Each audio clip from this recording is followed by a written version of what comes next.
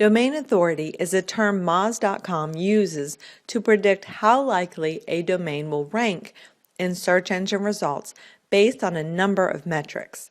It is based off of a 0 to 100 scale, with the higher number being better.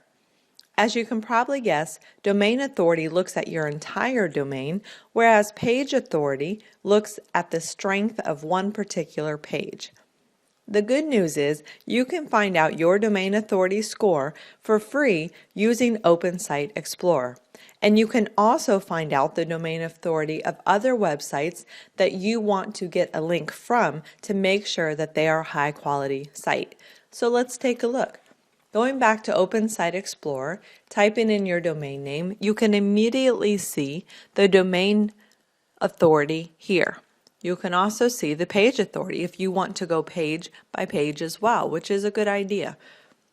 Now, the lower the number, although it's not better, it does mean that there's a lot of room for improvement. So it's going to be easier for you to go from a domain authority of 20 to 30 or domain authority of 30 to 40, for example, than it is for you to be able to jump from 60 to 70, let's say. Because the higher number, the better you're doing. There's not as much room for improvement.